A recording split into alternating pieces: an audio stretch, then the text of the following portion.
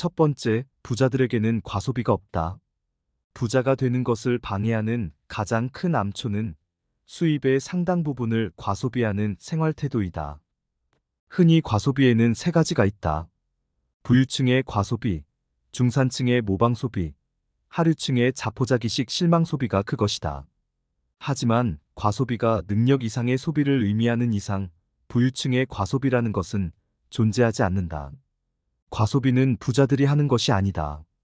부자도 아니면서 졸부들을 따라하는 사람들이 분수 이상으로 소비하는 것이 과소비이다. 나는 한 번도 부자들이 수입보다 더 많은 지출을 하여 카드빚에 시달린다는 말을 들어본 적이 없다. 능력에 따라 소비하는 것은 전혀 문제가 되지 않는다.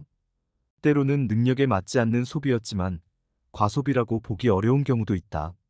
이를테면 여행을 좋아하기 때문에 평소에 먹고 입는 것에서 거의 거지 수준으로 살면서 엄청나게 절약하고 그렇게 모은 돈으로 해외여행을 떠나는 사람을 나는 과소비를 한 사람이라고 비난하지 않는다. 술, 담배를 모두 끊고 그 돈으로 자기가 좋아하는 취미에 몰두하거나 이웃 사랑에 사용하는 사람 역시 삶을 지혜롭게 살 줄 아는 사람 아니겠는가. 내가 과소비라고 단정하는 것은 일상생활에서 입고, 걸치고, 마시고, 먹고, 놀고, 타는 데 있어서 갖가지. 그럴듯한 핑계를 대며 이루어지는 중산층의 모방 소비와 하류층의 실망 소비이다. 능력도 없는데 부자들의 소비를 흉내낸다. 재미있는 사실은 바로 그러한 소비가 부자들을 더욱더 부자로 만들어준다는 것이다. 왜냐하면 그들이 소비하는 것들의 대다수가 실은 부자들이 만들어 놓은 사업체에서 나오는 것들이기 때문이다. 과소비의 성향은 권력 욕구에서 나온다고 하였다. 분수에 맞지 않게 과소비를 하는 것은 자신이 힘을 가졌다는 짜릿한 맛을 즐기기 위함이고 희귀한 물건을 사모으는 것은 권력 욕구의 본질이 남에게 깊은 인상을 남기려는 데 있기 때문이다. 많은 수의 신용카드를 소유하는 경향 역시 그것을 뽐낼 일로 생각할 뿐 아니라 그 카드로 호기 있게 돈을 쓸 수 있기 때문이다. 어느 한 논문에서 부모가 이혼한 가정의 젊은이들은 물질적 가치를 높게 평가하고 충동구매를 하는 경향이 있음을 밝힌다. 소비벽이 심한 사람에게 우선적으로 필요한 것은 물건이나 돈이 아니라 진실되고 따뜻한 인간관계라는 말이다. 버는 족족 돈을 쓰느라고 통장에 돈이 쌓이지 않는다고? 카드빚만 계속 쌓인다고?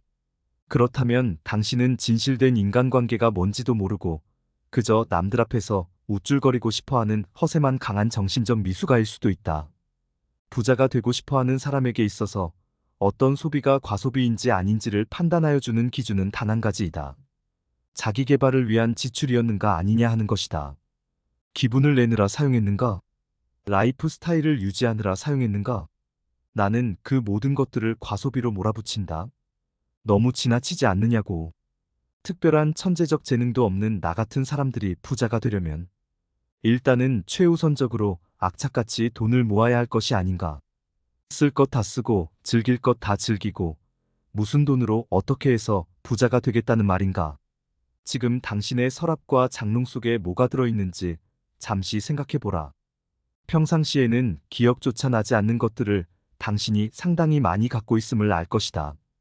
그것들을 살 때는 갖고 싶어서 샀을 텐데 왜 지금은 기억조차 나지 않는 것일까? 없어도 될 것들을 구입하였기 때문 아닐까? 없어도 되는 것을 구입하는 그 헛된 행동에서 벗어나려면 제일 먼저 신용카드를 없애버려라.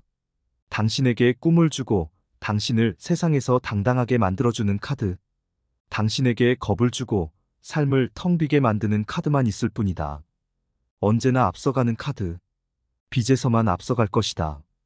당신에게 돈을 되돌려주는 카드. 원숭이 같이 조삼모사를 기뻐하지 말라. 여러분 부자 되세요. 당신이 카드를 많이 쓸 때 부자가 되는 것은 그 카드 회사이고 그 회사 직원들이지 당신이 절대 아니다. 모두가 평등하게 잘 사는 사회를 꿈꾸지 마라. 그런 사회는 절대 존재하지 않는다. 그리고 명심하라. 시장 경제에 대한 대안이 없는 상황에서 당신이 돈을 어디에 사용하고 어떻게 모으는가 하는 것은 당신이 얼마나 신중하게 자기 삶을 꾸려나가고 있는지를 보여주는 잣대가 된다는 사실을 말이다. 두 번째, 부자의 쇼윈도 앞에서 서성거리지 말라. 왜 사람들은 부자도 아니면서 결혼할 때 왜 그렇게 패물에 신경을 쓰고 유명 브랜드 상품에 목을 매면서 부티를 내려고 할까? 남에게 보이기 위함일까? 공산국가들이 붕괴되기 오래전에 마르크스주의는 망할 수밖에 없음을 단언하였던 이데올로기의 종언의 저자 다니엘 벨은 자본주의적 상품 교환에서는 실용성보다 외관이 중심이 된다라고 지적한 바 있다. 이른바 명품을 본떠 만든 가짜들이 팔리는 이유 역시 남에게 보이고자 하는 마음에 있다. 가짜 핸드백이 워낙 정교해 진짜를 사봐야 구분이 안 되기 때문에 정품이 안 팔린다는 세상. 하지만 가짜를 만들어도 진짜와는 눈으로도 쉽게 구분이 되는 값비싼 시계 같은 것들은 오히려 진품이 더 잘 팔린다는 세상. 바세론 콘스탄틴, 피아제 등 다이아몬드를 주렁주렁 박은 시계를 사는 사람들이 돈 많은 사람이라면 나는 아무 소리 하지 않는다. 아니 오히려 잘 샀다고 말할 것이다. 문제는 부자가 아닌 사람들, 부자가 되려고 하는 사람들이다. 값싼 시계를 차고 다니면 손목이 부끄러워지기라도 하는 걸까? 어느 신문에서 친구들과 명품계를 한다는 여대생이 이런 말을 하는 것을 읽었다. 요즘엔 겨울철이라도 반팔티나 블라우스 위에 외투를 걸치고 다니는 차림이 많다. 실내 생활이 늘어났기 때문이다. 그만큼 시계를 상대방에게 보일 기회가 늘어난다. 이제 게라도에서 까르띠에 탱크 시계를 구입하는 것은 사치가 아니다 트렌드다. 트렌드, 트렌드 좋아하네. 트렌드가 밥 먹여주냐? 라이프 스타일을 유지하기 위한 투자라고? 그게 아니다. 판매자의 상술에 놀아나 혼이 빠져있기 때문이다. 사람들은 상품을 사는 것이 아니라 판매자가 덮어 씌운 이미지에 현혹된다. 수많은 상품들이 매혹적이고 아름다운 이미지들의 광고를 통해 쏟아져 나오면서 사람들을 세뇌시킨다. 그래서 넥타이 하나를 사더라도 자기 자신의 느낌이 아니라 그 넥타이 뒷면의 상표를 더 중요시한다.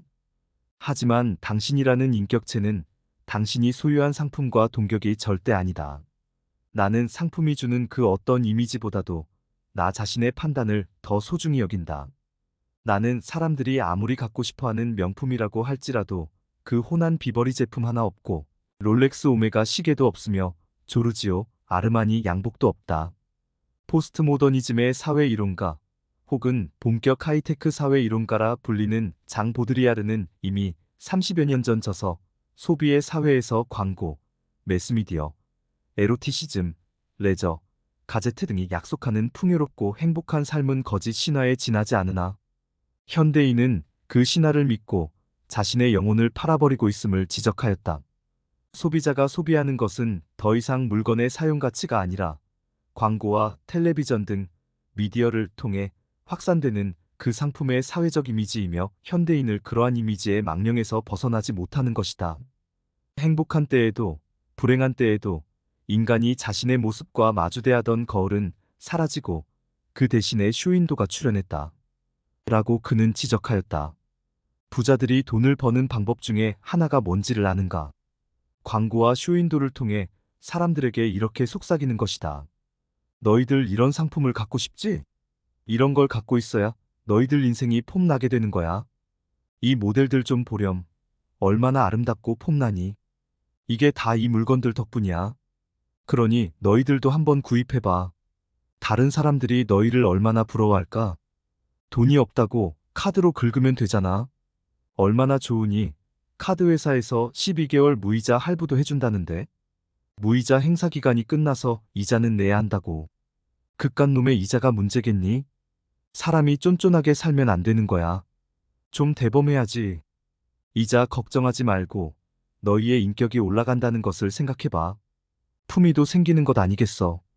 그러니 결단을 내려. 빨리. 아무나 가질 수 있는 게 아니라니까. 대한민국 1%만 가질 수 있다니까. 그래도 이번 달 지출이 계획보다 늘어난다고? 사람이 왜 그러니? 다음 달에 절약을 하면 될 걸 가지고. 부자들은 이렇게 속삭이면서 다른 사람들의 호주머니를 노리는데 귀신이다. 정작 자기들은 졸부가 아닌 한 그런 속삭임에는 넘어가지 않는다. 그런 부자들이 만들어 놓은 그 쇼윈도 앞에 서성이지 마라. 남들이 붙여놓은 이미지에 세뇌되고 타인의 판단을 우선시하며 타인에게 보이고자 소유하려는 태도처럼 어리석은 것은 없다. 그런 사람들은 상품뿐만 아니라 돈, 명예, 지위, 학벌 등에 대해서도 스스로의 가치 판단보다는 남들이 불어넣은 이미지에 세뇌되고 타인의 판단을 우선시한다. 하지만 그런 꼬드김에 넘어가면 투자에 사용할 자금과 시간은 점점 더 제로에 가까워져 오히려 삶 자체를 잃어버리게 될 가능성이 높아진다. 부자가 될 사람이 소유하려는 것은 자기 자신의 미래를 위한 재화이지 남에게 지금 보이기 위한 물품이 아니다. 명심해라. 부자가 되려면 사람들이 사로잡혀 있는 그 이미지의 망령들로부터 높은 경지의 초인처럼 굳건히 서 있으면서 역으로 그 망령들에 사로잡힌 어리석은 사람들의 심리를 파악하고 이용하여야 하는 법이다. 세 번째, 금융 지식이 부자로 만들어주진 않는다.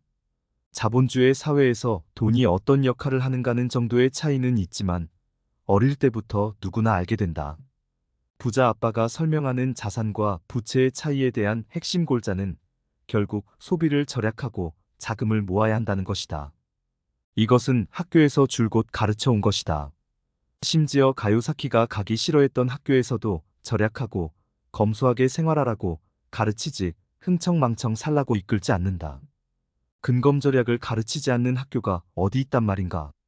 근검절약은 우리 부모나 친지들이 늘 강조하는 말이기도 하며 부자들이 인용했던 만고불변의 진리이다. 부자들은 낭떠러지에서 나뭇가지를 잡듯이 한번 손에 들어온 돈은 절대 내보내지 말라는 자세로 생활하라고 권유하지 않는가.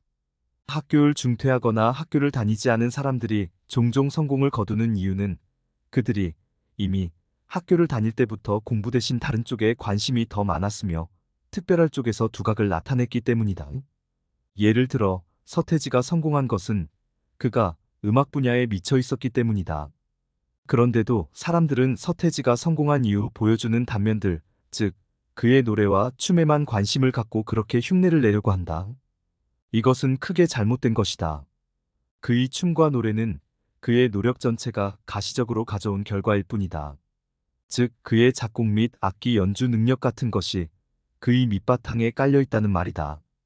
공부를 많이 한 전문 직업인들 중 많은 수가 부자가 못 되는 이유는 그들의 금융지수가 낮아서가 아니고 일하는 방법을 모르고 미래의 예상 수입을 근거로 한 소비생활 수준이 언제나 앞서기 때문이라는 것이 더 정확한 표현이다. 부자들은 자녀들에게 돈에 관한 지식을 가르친다는 기요사키의 말은 엄청난 오해를 불러일으킨다. 부자들은 자녀에게 학교에서 가르치지 않는 일하는 법을 가르쳐준다. 이것을 금융지식이라는 말로 표현하면 곤란하다. 금융지식이 많은 투자 상담가나 재테크 전문가가 부자인 경우를 나는 본 적이 없다. 네 번째, 부자는 검소하면 안 된다. 나는 부자가 되고 싶은 사람들에게 질문 하나를 던지고 싶다. 부자들이 검소하게 살아야 하고 돈도 쓰지 말아야 한다면 당신은 왜 굳이 부자가 되려고 하는가? 당신은 부자라서 이미 그렇게 살고 있는가? 우리가 잘 아는 동화가 있다. 어느 부자가 나무 밑에 금을 숨겨놓고 밤마다 찾아가 그 금을 보고 좋아하였으나 어느 날 도둑을 맞았다. 슬피 우는 부자에게 누군가가 이렇게 조언을 하였다. 쓰지 않고 보기만 할 것이라면 금이면 어떻고 돌이면 어떠냐. 돌을 파묻어 놓고 그것을 금이라고 생각하면 될 것 아니냐? 사람들은 부자가 되고 싶어 복권을 사고 복권에 당첨되어 부자가 되면 하고 싶은 대로 다 쓰겠다고 생각하면서 돈 쓸 생각에 부풀어 잠도 못 이룬다. 그러면서 부자들은 돈을 파묻어 두고 검소하게 살기를 바란다. 정말 골 때린다. 나는 부자들이 돈을 많이 써야 한다고 생각한다. 쓰지 않은 돈을 모으는 사람이야말로 돈의 노예이다. 돈은 써야 한다. 한 달에 1,000만 원의 가치를 창조하는 사람에게 그 10분의 1의 가치를 창조하는 사람과 똑같이 소비하며 살라고 하는 것은 결코 올바른 요구가 아니다. 왜 자본주의 국가인데도 국민들 대다수는 공산주의식으로 똑같은 경제적 소비 생활을 해야 애국애적으로 생각하는지 나는 이유를 모르겠다. 한 달에 200만 원을 버는 사람이 10만 원짜리 옷을 사 입었다면 1억을 버는 사람이 500만 원짜리 옷을 사 입는 것과 소득 비율은 똑같은 것 아닌가. 그래도 소비는 건전하게 합리적으로 하여야. 뭐가 건전한 소비인가? 낭비하지 말고 분수에 맞춰 하라는 것이 건전한 소비임에는 이견이 없을 것이다. 자, 그렇다면 그 낭비와 분수의 기준은 누가 결정하는 것인가? 한국 최고의 연봉을 받는 휠라홀딩스의 회장이 2억 원이 넘는 벤츠 600을 탄다고 해서 그가 분수 넘치는 소비를 한다고 당신은 생각하는가? 아니, 왜 낭비의 기준을 당신 수준으로 결정하려고 드는가? 젊었을 때 노는 것도 모른 채 열심히 시간을 쪼개가며 잘 살고자 노력해온 내가 만일 놀기를 좋아하고 편안한 것만 찾아온 수많은 다른 사람들과 비슷한 수준의 경제활동을 국민 정서에 따라 강제로 해야 한다면 너무 억울할 것이다. 한국에서는 부자들이 돈을 못 쓴다. 부자들의 돈이 사회로 다시 돌려지도록 하는 방법들에 대해 한국은 무지하다. 일본 나가사키에 있는 세계적인 휴양지 하우스 템보스는 2003년 부도가 나기는 했지만 네덜란드의 마을 풍경을 그대로 재현하여 지방자치단체에서 만든 곳이다. 재정이 부족하자 그들은 인공운하옆에 자가용 요트 정박 시설도 갖춘 최고급 별장촌을 만들고 부자들에게 팔아재원을 마련하였다. 영종도에 신공항이 들어설 때 나는 혹시나 바닷가에 그런 고급 단지가 없는지 알아보았다. 그때 내가 공무원에게 들었던 말은 우리나라에서는 그렇게 했다가는 맞아 죽어요였다. 나는 내가 굶어서 길바닥에 쓰러졌을 때조차 부자들의 소비에 대해 조금도 불평한 적이 단 한 번도 없다. 부자들의 소비 생활에 대하여 왈가왈부 말이 많은 사람들 치고 나중에 부자가 되는 경우를 단 한 번도 본 일이 없다. 단언컨대 위화감을 침튀기며 언급하는 사람 치고 자기 개발에 열심인 사람을 나는 보지 못했다. 부자들이 철저하게 근검절약하면 어떻게 될까? 그 돈들은 다 어디로 갈까? 아마도 많은 액수는 금융기관에 들어가 이자 소득을 증가시킬 것이고 그렇게 해서 증가된 돈은 증여세나 상속세를 제외하고는 모두 이세에게 전달될 것이다. 게다가 부자들은 세금이나 재테크에는 귀신들이므로 아마도 세금도 최대한 절세 혹은 탈세하는 방향에서 상속을 하게 될 것이다. 부자들의 돈을 사회로 환원되게 하려면 자선을 하라고만 할 것이 아니라 허세성 소비라 할지라도 돈을 쓰도록 분위기 조성이 되어야 한다. 그래야 돈이 돈다. 돈이 돌아야 고용이 창출되고 투자도 이루어진다. 따라서 낭비의 기준을 당신 수준으로 결정하려고 들지 말고 그 사람들의 소비를 인정해야 사회가 발전을 한다. 부자는 불행한 도둑놈이 아니다. 사람들이 부자에 대하여 갖고 있는 편견 중 대표적인 것 하나는 부자는 불행할 것이라는 생각이다. 그리고 손대는 것 모두가 황금으로 변하여 음식조차 먹지 못했던 미다스의 불행을 즐겨 인용한다. 많은 돈이 가져올 수도 있는 불행을 과장되게 극대화시키는 일. 그래서 사람들의 대화 속에서 그 사람은 부자이긴 하지만이라는 말 뒤에는 언제나 나쁜 내용들만 도사리고 있다.